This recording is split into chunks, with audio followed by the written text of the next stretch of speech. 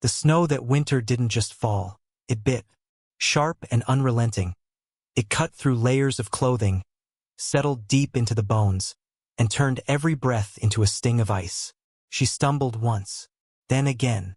Her hands clutched the handle of a torn valise she dragged behind her, as if it held something that mattered. Didn't. Nothing inside could save her now. Not the corset that pinched into her ribs. Not the gloves, soaked through and stiff with cold. Not even the wrinkled letter in her pocket. The one pleading with a man to meet her near the edge of Wyoming territory. No one came. She was never meant to walk alone through snowdrifts that rose above her waist. But no wagon waited. No one had offered a ride. The conductor, eyeing her limp, had simply told her the man would be expecting her. She believed him for the first mile, maybe the second. But the sky darkened before the sun even set, and the trail vanished into a howl of wind. By the 5th mile, her body quit on her. She collapsed into the snow. Her fingers were too numb to pull the shawl tighter. One of her boots had split at the toe and blood was leaking where the frost had cracked her heel. Her lips were tinged blue, her eyes beginning to glass over. She whispered his name just once quietly, but it was snatched up by the wind. Then everything faded into white. The last thing she saw was a set of hooves breaking through the storm. Not charging. Not fast. Just steady, measured, as though the horse had crossed this kind of sorrow before. The rider didn't lean forward. Didn't shout. Even with the wind clawing at his coat and snow coiling around the brim of his hat, he remained upright, calm. He narrowed his eyes at the figure in the snow and kept one hand close to the rifle strapped across his back. Out here, kindness could get you killed. The hills were full of ghosts and tricks. But when he dismounted, it was clear she wasn't moving. Her legs lay limp. One arm sprawled toward the snowbank. Her wrist, pale and stiff with frostbite. Then, just barely, she breathed. God help me, he muttered as he dropped to one knee. Her bonnet had slipped half off, tangled in hair matted from wind and sweat.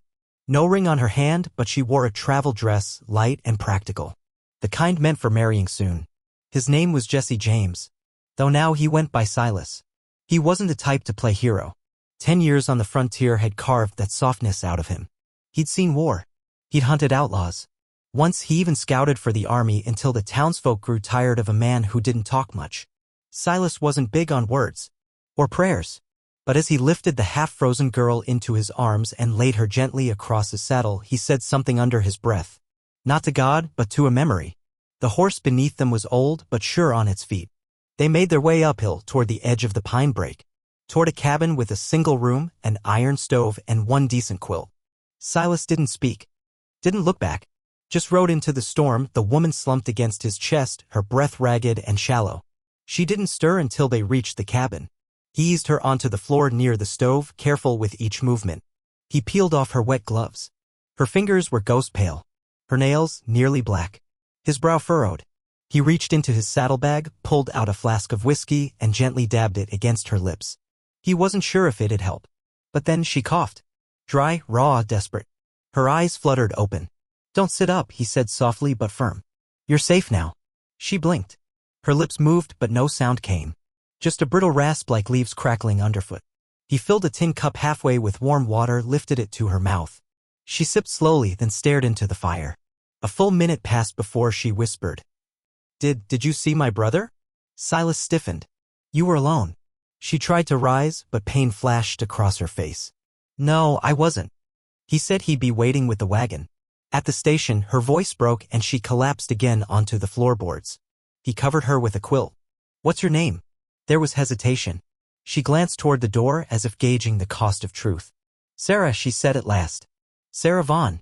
It was a lie practiced, polished. Silas didn't react, but something deep inside him clenched. That voice, he'd heard it before. 10 years back. By the Red Willow Creek. Before she vanished. He busied himself with the lamp. Where were you headed, Sarah? She turned away. To marry. He froze. You walked 5 miles in a snowstorm and the man you were meeting didn't show? Her eyes shimmered. He never came. I waited after getting off the train. But a man found me there, said I was too late. Said the auction had already passed. His voice dropped. What auction? She shook her head. It doesn't matter now. Silas didn't press. He turned back to the stove and stirred the pot of beans he'd left simmering. She watched him, still silent. When he offered her a spoonful, her hands trembled as she accepted it. Later, she nodded off against the wall, bundled in wool. Silas crouched beside her battered valise. The seams had given way, contents scattered. He gathered them slowly, a folded dress, a worn comb, one battered pair of shoes, and a letter. He hadn't meant to read it, but it wasn't addressed to Sarah Vaughn. It was for Mr. Henry Blackwell, his brother. Buried 5 winters ago. She mumbled something in her sleep. A name. His. Silas stared at her. He remembered now. Not just the voice. The necklace too. A blue stone pendant shaped like a teardrop. A young Navajo boy had carved it for her. Silas remembered watching her wear it with pride, smiling, radiant. She had been his first love. And then she became his brother's wife. The walls suddenly felt closer. The fire louder than it should be. He paced once. Twice. Then sat in the corner, lowering his hat. The rifle rested at his side. Outside, the snow kept falling, smothering everything in silence. But inside him, something stirred. He didn't know if it was rage or grief, or something older. Something that had never quite died. In the middle of the night, she cried out. He rushed to her. Her skin was slick with sweat. Her body curled into itself like she was trying to disappear. He grabbed her shoulder. Sarah, wake up. Her eyes flew open, wide, frantic. No, don't let them. Don't let them sell me again, please. Her voice cracked as it broke into sobs. Silas froze. Ain't nobody selling you, he said, rougher than he meant. Not while you're under my roof. She blinked hard. You don't even know who I am. I know enough. No, her voice dropped to a whisper. You don't.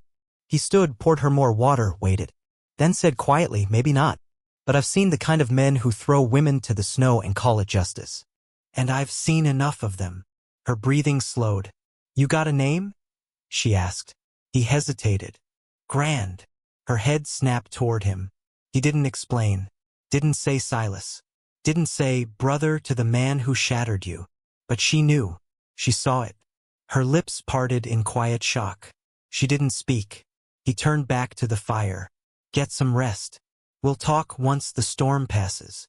She lowered herself slowly back to the floor, eyes never leaving him. Silas didn't sleep that night.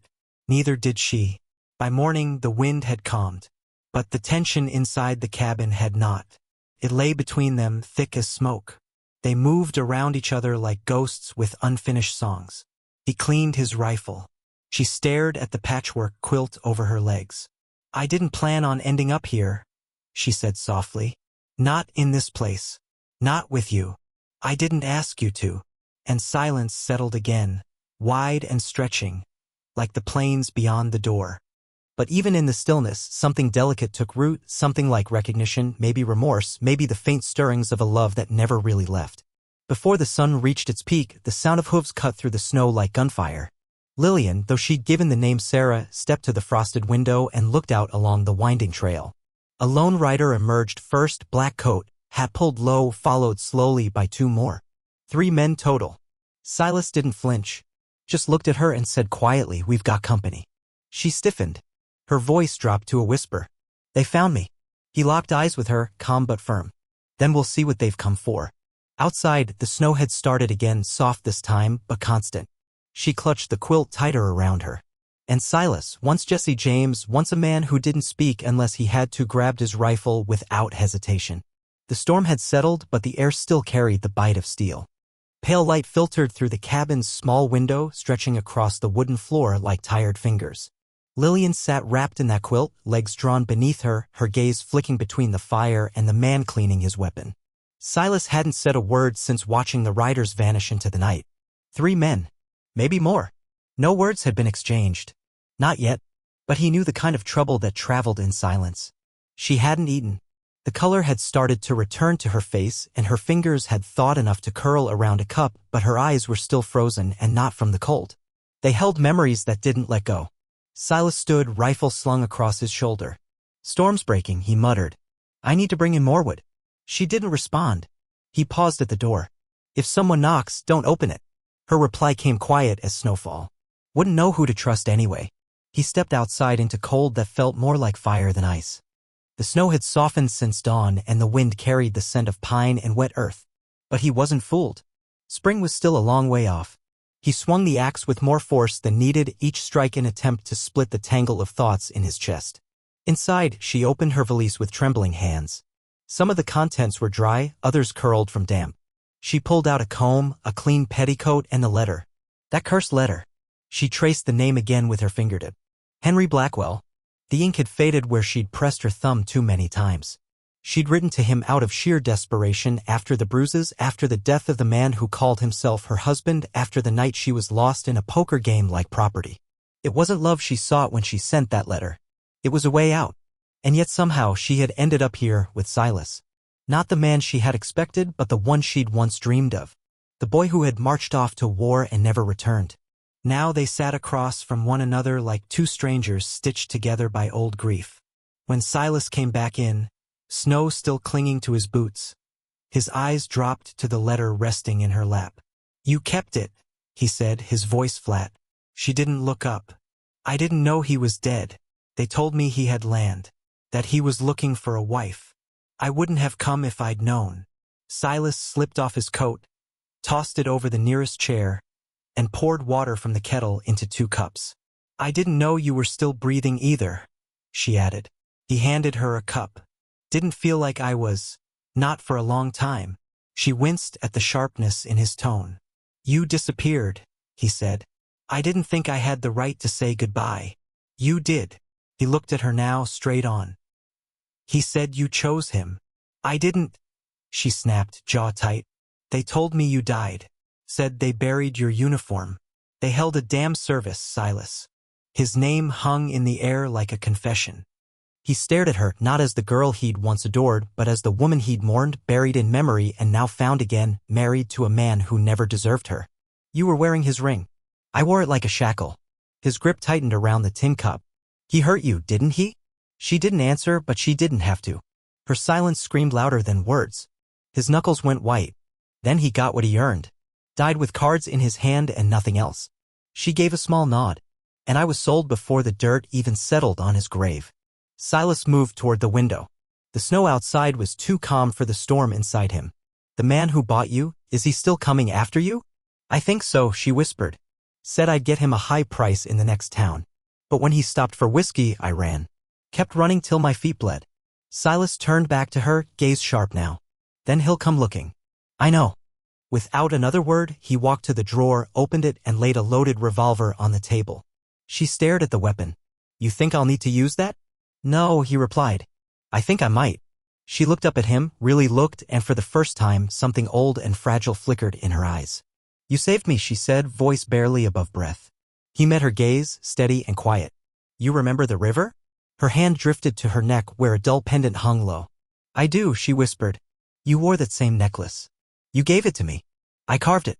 Her voice trembled. "You said it was a promise." It was.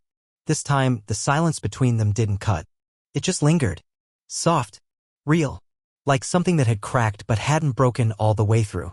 Then 3 hard knocks at the door. Silas moved like lightning, motioning her to hide. She ducked behind the stove, breath shallow, eyes wide. He approached the door slowly, rifle in hand. "Who's there?" A voice answered, slick as oil.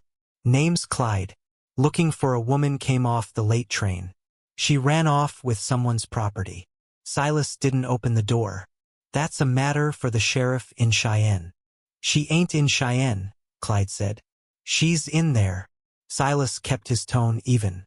"You got anything to back that claim?" The man laughed. "I got a receipt."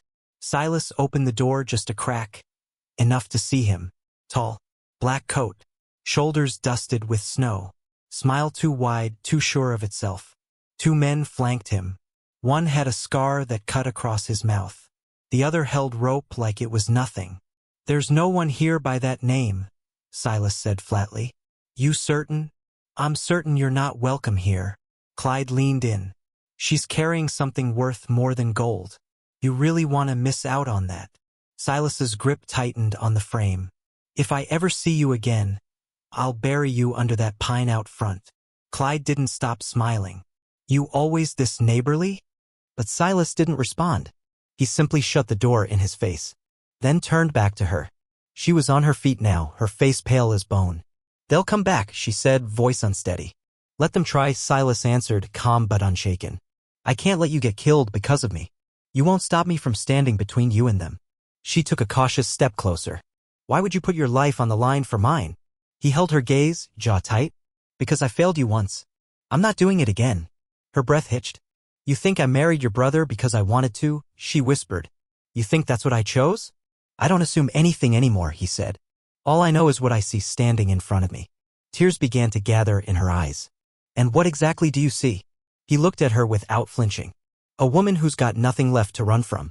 She turned her head, staring at the floor. I'm pregnant. The words fell between them like a stone dropped in water, rippling everything. Silas didn't speak. Didn't move. He let it sit in the air, raw and heavy. I don't want this baby born into shame, she added softly. Or carrying a name soaked in the things I escaped. He spoke gently now. You were hoping it could carry mine? Her eyes flicked up, startled. I'm not asking you for anything, she said quickly. I know, he replied. But I want to give that child a life nowhere near the kind of men who did this. Or the places they left behind. His eyes drifted toward the door. You might not come here looking for me. But maybe the trail you followed, it led you right where it needed to. She stepped closer now slowly, but without fear. I didn't ride out here hoping to fall in love again. Wasn't my plan either. She rested a hand on his sleeve. But I don't think I ever stopped. He inhaled sharply, something breaking loose in his chest. Outside, the wind shifted. Inside, the fire burned steady. By nightfall, he was packing essentials. A bedroll, food, extra rounds. She helped tighten the saddle straps. Her hands still trembled a bit. But there was focus in her touch now. A memory of hope returning. As dusk swallowed the ridge, they stood at the cabin door side by side. Where are we headed? She asked. Someplace where no one knows your name, he said. A place where we both get a clean start. She climbed onto the horse behind him, arms wrapping around his waist, the letter still pressed deep in her pocket. And as they rode out into the dark, she leaned close and whispered into his coat. I remember the river. I remember everything. And Silas, for the first time in 10 long winters, let himself smile. Morning arrived like breath drawn after too long underwater. Silas stood beneath the trees, eyes fixed on the trail. The storm had passed, but he could still feel the weight of it. His rifle rested nearby, boots sunken in half-melted snow, vapor curling with each exhale. He didn't speak when the sun broke over the ridge. Just watched, waiting for whatever might follow.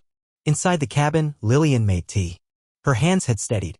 Her movements, once hesitant and slow, now carried quiet purpose. She didn't ask if they were leaving. She simply folded what little she owned and slipped the old letter deep into her valise. Her hair was neat. Her face still pale, but no longer shattered. When he walked in, she turned to him. You get any sleep? She asked. No need, he said. I've done plenty of resting in my life. She held out a cup. Then at least take something warm. He hesitated a beat, then accepted it. Their fingers brushed. She sat near the fire, quiet for a long moment. I had a name before all this. Before the wedding, before the sale. Silas didn't sit, but he kept his attention on her. My name was Lillian Ash. His throat tightened. I remember. After you were gone, I couldn't bring myself to say it out loud for almost a year. People called me Mrs. Blackwell, but that name never belonged to me. Her voice was low and bitter. I used to think names gave you a place in the world. But all they really do is make it easier to be owned. He glanced down at the worn floorboards. You think I ever stopped saying yours? She looked up. Did you? No, he said. I just said it quieter. Lillian set her cup aside and leaned forward. We were just kids, Silas. But I meant every word back then, by the river. I never loved anyone the way I loved you. He moved to the mantel, fingertips grazing the wood like he was feeling the memory. Then why him? They said you were dead. And Henry? He asked, his voice heavier now. He showed up in your boots. Jaw clenched. Said I should marry him to honor your memory. Told me it's what you would have wanted. Silas's jaw tightened. That bastard. Her voice dropped. I didn't know who I was anymore. My folks were gone. The farm was gone. And he made it sound like I needed someone to survive. Silas turned toward her, eyes dark. He was never that someone. No, she said. But I survived him. Somehow. A log cracked in the stove. Sparks leapt behind the grate. Neither of them moved. She rose slowly. Do you hate me? No. But maybe you should. I tried, he admitted. Tried for years. Tried to forget your voice, the way you laughed, the way you said my name. But love doesn't wash out that easy. It sticks like ash in your lungs. Tears billed in her eyes, but she held them back. She stepped closer. There was no room left for lies between them. I thought if you ever knew the truth, you'd look at me different. Silas raised an eyebrow. What truth? That I let him break me. That I stood there while they auctioned me off. That I carry something inside me that isn't yours. He looked at her belly, still flat beneath the worn dress, and then back up to her face. What I see, he said gently, is a woman carrying life. She looked away. He rested a hand softly on her arm. And if you're searching for someone to blame for what happened, it's not you. Her shoulders shook. Before she could speak, the crack of a rifle rang through the trees outside.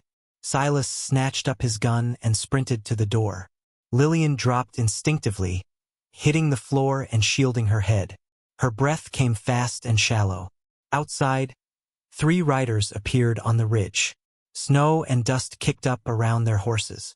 At the center rode a man in black. Clyde. Silas cocked his rifle and stepped onto the porch. This isn't your day. Clyde grinned like he already owned the ending. We came for what's ours. She doesn't belong to you. You willing to die for her? Silas stepped off the porch, boots crunching hard against the frost. If that's what it takes. One of Clyde's men raised a rifle. Silas fired first. His shot slammed into the man's shoulder, throwing him from the saddle. Gunfire erupted in return. Silas stood behind the trough, heart hammering. Bullets split the wood next to his head. One sliced the edge of his coat. Inside, Lillian crawled toward the back room, found the pistol he'd left on the shelf. Her hands shook, but she didn't waver. Clyde had dismounted, moving slow and quiet toward the house. She crouched by the rear window, waiting. The second his shadow crossed the sill, she fired. The bullet missed his chest but clipped his leg. He cried out, dropped behind a stump, and disappeared from view. Silas heard the shot, grinned through gritted teeth, and fired back without hesitation. The second rider hit the ground hard. Clyde dove for cover, breathing ragged. She fires like a lunatic. Silas stepped out from behind the trough, rifle steady in his grip. She fires like someone who remembers who she is. Clyde's gaze darted to his fallen man, then down to his own bleeding thigh. This ain't finished. Feels like it is, Silas said. Clyde's horse spooked beneath him. He tried to haul himself into the saddle, limping, but before he could swing his leg over, the cabin door creaked open. Lillian stood there, both hands locked on the pistol. Her voice was like cut stone. Don't move. He froze. Silas lowered his rifle but didn't relax. Tell the others what you saw here, he said. She's not for sale. Blood trailed down Clyde's leg as he sneered. You'll hang for this. Both of you. We'll be gone before the ink dries, Silas replied. Lillian's hands trembled slightly, but the gun remained steady. Clyde backed away, struggled onto his horse, and took off without another word. The surviving rider followed, cradling his wounded arm. Silas finally let out a long breath and turned to Lillian. She was still holding the pistol. Her arms shook now, and her lips parted as her breath came shallow and uneven. He walked slowly toward her. It's over. I shot him, she whispered. You did. I meant to. You needed to. She let the pistol fall from her hands and stumbled into him, breaking down, not from terror, but from release. The kind of collapse that comes when a woman finally takes back what the world tried to rip away. He wrapped his arms around her and said nothing. Later, as dusk softened the sky and the smoke curled gently from the chimney, they sat near the stove, close enough to share the same breath. Her head rested on his shoulder. I don't even know where to begin, she whispered. You already did, Silas said. You began the second you chose to run. The second you chose to live. She turned to him, her voice barely audible. What happens now? He touched her cheek with rough, careful fingers. We lay the past to rest. Then we start something new. Her fingers curled gently over his. Will you stay with me? I'm not going anywhere. Outside, the wind quieted, brushing softly against the eaves. Inside, the past drifted like ashes into the cracks of the floor, gone, but not forgotten. What remained between them had no name. But it was real. 2 mornings later, sunlight broke through the clouds, spilling in slow, golden streaks. Snow slid off the cabin roof in wet drips, soaking into thawing earth. The storm was gone, but a quieter reckoning remained. Silas stood beside the shed, sleeves rolled up, hammer in hand. He wasn't repairing anything, just keeping busy, letting the rhythm of work steady his thoughts. Lillian sat on the porch steps, a needle in her fingers, stitching the hem of her second dress. Her belly barely showed, but the way she rested her hand on it, gentle, protective, made it feel more real. She hadn't said much since the fight. Neither had he. But the silence no longer hurt. They had walked through fire and come out the other side. Still, both knew they weren't finished. Around midday, a rider galloped in from the north, kicking up dust instead of snow. His coat bore the red sash of a district marshal. He dismounted with purpose, the kind of man who didn't waste words. Silas met him halfway. "You looking for someone?" The marshal narrowed his eyes. "3, actually. I heard there was gunfire. 1 dead, 1 wounded, 1 disappeared." Silas didn't blink. "That's true. And the woman those men came after? She's here." The marshal crossed his arms. "That woman's listed in a territorial trade agreement as property. Sold at auction." Silas's voice turned cold. "She's not a commodity. She's a person.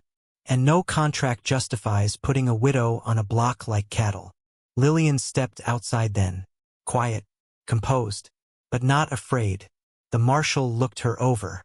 "Anything to say for yourself, miss?" "I ran," she said simply, "because I was being sold. Because nobody else would have stopped it." "You shot a man." "I defended myself." The marshal exhaled, long and low. "You'll have to explain that to a judge." Silas took a step forward. "Where?" "Sheriff's setting up court in Overstead. 2 days' ride." "I'll take her." Lillian looked at him, startled.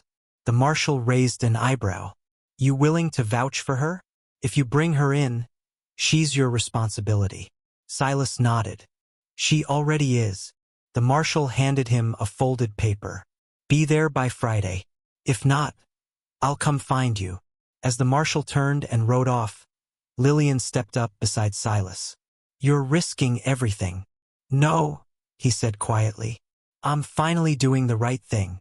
They packed light, just the essentials. A revolver, the letter, some food and blankets. He saddled the horse, helped her up, and together they started down the thawing trail. 2 days passed in cold winds and quiet riding. At night, they camped under the stars, wrapped in wool and silence. On the second morning, Overstead appeared just after sunrise. The town was waking up, men hammering boards onto the courthouse, a half-built gallows looming beside it. Silas scowled at the sight. Lillian's face turned pale. "That's not meant for me, is it?" "They don't hang pregnant women," he said, but even he didn't sound certain. The sheriff met them by the stable. Thin, unsmiling, reeking of tobacco. He skipped any greeting. "You two from Cold Hollow?" "We are." He jerked his thumb toward the courthouse. "Trial's at noon. Stay close." They sat together on the bench outside, hands clasped tight. Whispers rippled through town. Some folks stared. Others spit. Inside the courtroom, there was no jury, just a judge with ink-stained fingers, a clerk, the sheriff, and a preacher. Lillian rose and walked forward on her own. Silas stood too, but the sheriff blocked him. "She speaks for herself." She turned back once, met Silas's eyes. He nodded. She stood tall at the center of the room as the judge asked for her name. "Lillian Ash Von Blackwell," she said clearly. "Did you kill someone?" "No. I shot a man who tried to drag me back into slavery." The judge raised an eyebrow. "You were purchased legally. I was never his to buy. But you went willingly." "I went with hope," she answered. "I thought I was answering a kind letter. I found a monster instead." The preacher stirred in his chair. "You carry a child?" "I do." The room fell silent. "And do you claim the father is Jesse James, your late husband's brother?" Her voice cracked. "No. But he's the one who treated me like I was worth saving." The judge leaned back. "Law respects contracts, but it respects testimony too." Silas stepped forward. "I've seen what she's running from. I'll sign whatever you need. Swear it. Stamp it. Whatever it takes." The preacher studied him. "Would you marry her?" Silas didn't hesitate. "I would have 10 years ago. And I would now." Lillian's eyes widened. Tears slipped free. The room went still. The judge tapped his pen. "Then you'll be wed right here. Right now. Before God and this court." Silas looked at her. Waited. She gave a soft nod. The preacher opened his Bible. There were no flowers. No rings. No music. But when Silas took her hand and repeated the vows, everything changed. So did she. Her chin rose. Her voice didn't tremble. She was no longer the girl who'd nearly died in the snow. She was a woman standing in her name. When the ceremony ended, the judge tore the auction contract clean in two and threw it into the firebox. "Let that die with it." They left the courthouse arm in arm. The sheriff muttered something about paperwork, but neither of them listened. They mounted the horse and rode until Overstead faded behind them. 4 hours, neither spoke. Not until the trees returned and the sky opened wide above the ridge. "You meant it?" she asked quietly. "Every word." He turned his head, eyes bright. "I knew who you were the second I heard your name. I just needed you to remember too." She leaned into him, arms wrapped tight around his middle. "I don't want to forget again." "You won't," he said. "Not this time. Because I'm not going anywhere." They rode through twilight, the wind in their coats, ashes in the past, and something new unfolding ahead. And along the trail, where pine met thaw and sky stretched wide. A woman once sold became someone's wife. A man once broken became someone's home. And a child, not yet born, rode with them in silence. Proof that even in the hardest winter, something new could grow.